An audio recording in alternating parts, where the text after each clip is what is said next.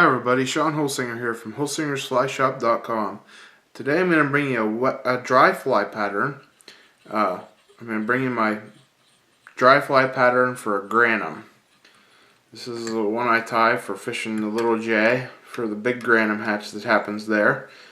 Get some requests to tie this one, so I figured I may as well make a video of it. I'm going to use a size 14. I tie this in either a 14 or 16. Preferably a 16. I'm tying it on a 16 more for video quality. I'm going to tie this as a female with eggs. So the first thing I'm going to do, tie on my black thread. The next thing I'm going to tie on is some embroidery thread. Just like 2 strands. If you take a piece of embroidery thread, I like green. Well, green is the color of the egg sac, so you want to get green for this pattern, of course.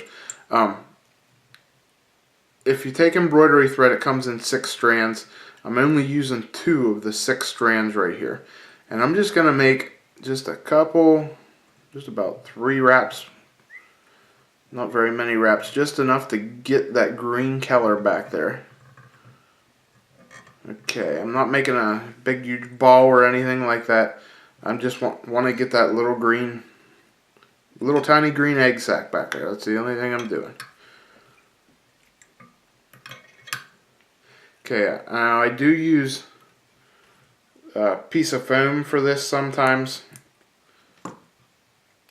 For just a little bit of extra flotation, I'll tie just a little tiny, instead of the green egg sac, I'll use either a brown piece of foam if I don't want an egg sac, or a green piece of foam if I do want the egg sac on there.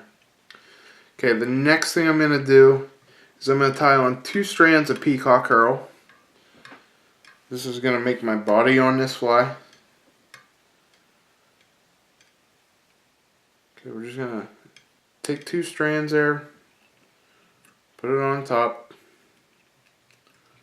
tie it down, tie it back to my egg sac, and then I'm going to wrap it around my thread just to give it a little bit more strength.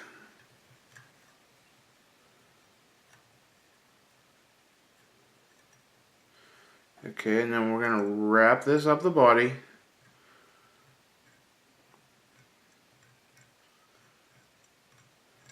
Oops.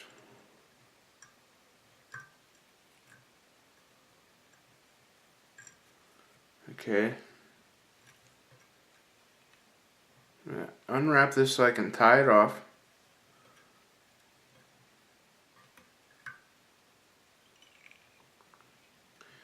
Okay, now that was the easy part. Here's the next part of the fly. Okay, for the next part is my wing. Okay, for the wing on this fly, this is like a tent caddis. The Grannom is like a caddis fly, has wings like the tent. What I'm going to do is I'm going to take a piece of material, okay, and get decoupage or Mod Podge. And what I do is I take a piece of material, put Mod Podge on it, then I'll take my Brahma hen saddle, and I'll take the side cheeks off of it that I use for all my leggings and a lot of collars on my wet flies and stuff like that. I'll take those feathers. Okay, I'll pick one of them off. What I'm going to do is I'm going to strip back all the marabou at the bottom. Okay, so you just have the feather like that. Then I'm going to take and I'm going to glue. Like I said, I'll take a piece of fabric, cover it with Mod Podge, then I'll glue this feather down onto the piece of fabric, cover that with Mod Podge. Okay, then you're left with this. Then what I'll do is I'm going to take it over and flip it onto the back side, put some brown marker on it. That's why you see the color on here. The brown marker just helps. I'm using white fabric. It just helps when looking up at it, you see brown instead of white.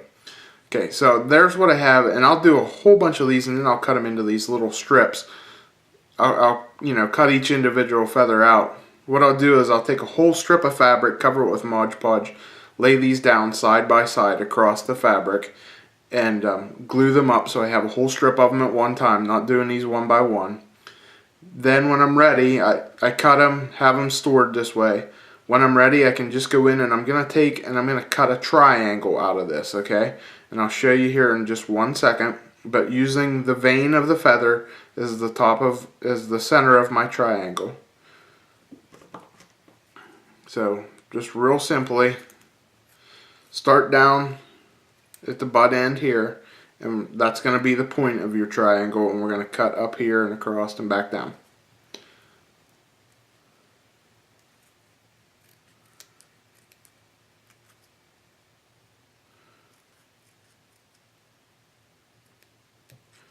Okay.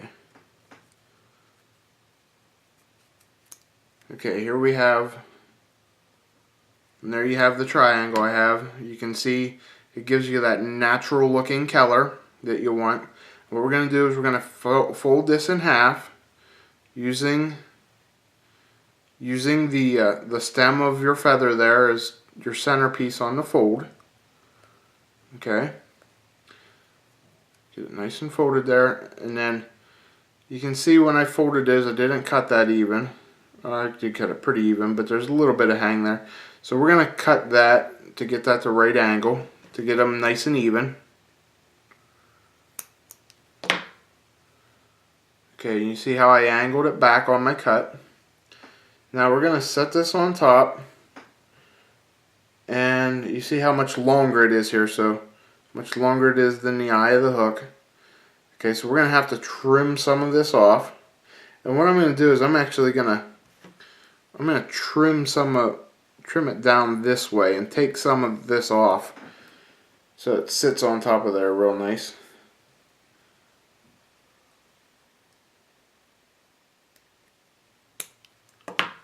Okay.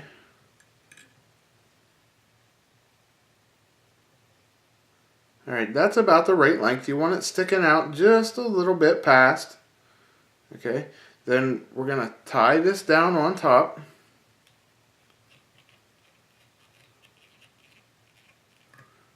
Okay, there you have your body with that tent wing caddis look to it. Now the last thing we want to do is we want to come in and put our dry fly hackle on here. What I like to use is a barred dark ginger.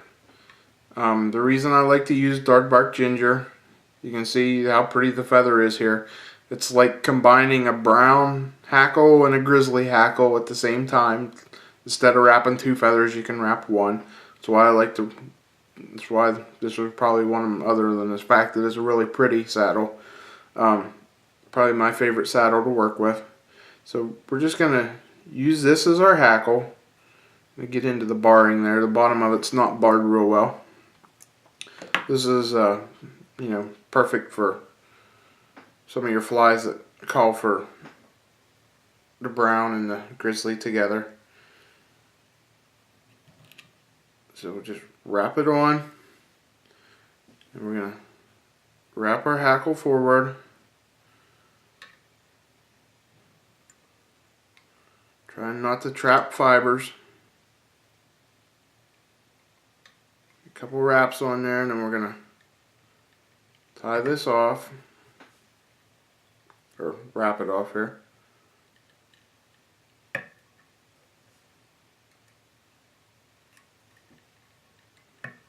Okay, now with when I do this, the easiest way for me to finish this off is doing a half hitch, because I can take and push those fibers back. With doing a whip finish, you tend to trap fibers, so I like to half hitch this, and I'll do about 5 of those.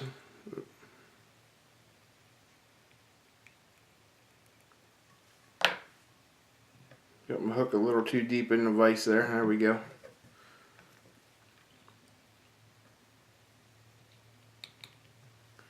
Okay. And there you have my Grannom dry fly pattern.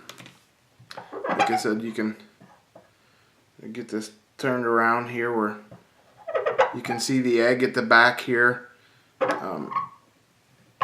Just nice pattern to fish. very productive in our area here in the spring. Works really great on the Grannom hatch, and it would work great for a caddis hatch too. And it's a little bit tricky. Like I said, make those feathers all together, make a whole pile of them at one time so you're not wasting time. Like I said, you see I have a whole stack of them here. You just cut them out as you go.